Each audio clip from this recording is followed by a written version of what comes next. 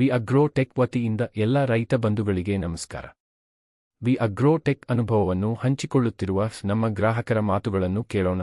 ಹಾಕೋಕ್ಕೆ ಭಾಳ ಇಷ್ಟ ಆಗಿತ್ತು. ಯಾಕೆಂದರೆ ಲೇಬರ್ಸ್ದು, ಆಮೇಲೆ ಕರೆಂಟ್ ಪ್ರಾಬ್ಲಮ್ಮು, ಆಮೇಲೆ ಮತ್ತೆ ಜಲ್ದಿ ಕೆಲಸ ಆಗ್ತಾ ಇರಲಿಲ್ಲ. ರಾತ್ರಿ ಹೊಡಿತಿದ್ವಿ, ನೈಟು 3 ಗಂಟೆ 4 ಗಂಟೆ ಮಟ್ಟ ಹೊಡಿತಿದ್ವಿ ನಾವು ಫಸ್ಟು. ಆಮೇಲೆ ನನಗೊಂದು ಕಾನ್ಸೆಪ್ಟ್ ಇದು ಗೊತ್ತಾಯ್ತಿದ್ದು, ಬೆಂಗಳೂರು ವಿ ಆಗ್ರೋದವ್ರು ಮಾಡ್ತಾರೆ ಅಂತಂದು ಅವ್ರು ಕನ್ಸಲ್ಟ್ ಮಾಡಿ, ನಾವು ಕನ್ಸಲ್ಟ್ ಮಾಡಿದ್ಮೇಲೆ ನನಗೆ ಈ ಥರ ಬೇಕು ಅಂತ ಹೇಳಿ ಅವರಿಗೆಲ್ಲ ಈ ಕನ್ವೇಯರು ಅದೆಲ್ಲ ಎಕ್ಸ್ಟ್ರಾ ಮಾಡೋಕ್ಕೆ ಹೇಳಿ ಮಾಡಿಸ್ಕೊಂಡಿದ್ದೀನಿ. ಆಮೇಲೆ ಇದು ಬೆಳಿಗ್ಗೆ ನಾವು ಏನು ಮಾಡ್ತೀವಿ ಅಂದರೆ, ಹಿಂದಿನ ದಿವಸ ತಂದು ಡಂಪ್ ಮಾಡ್ಕೊತೀವಿ.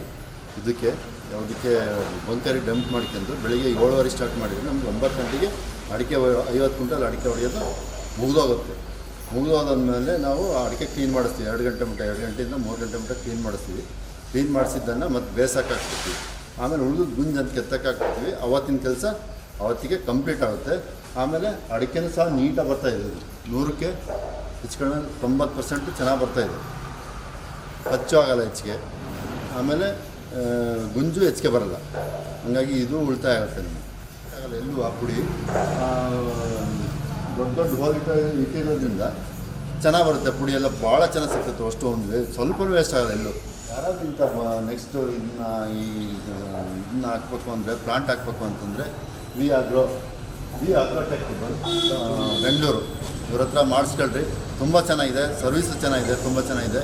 ಮತ್ತೇನು, ಆಮೇಲೆ ಕ್ವಾಲಿಟಿ ಕಾಂಪ್ರಮೈಸ್ ಇಲ್ಲ ಅವ್ರದ್ದು. ಎಲ್ಲ SS ಹಾಕಿ ಚೆನ್ನಾಗಿ ಮಾಡಿದ್ದಾರೆ ಮಿಷನ್ನ.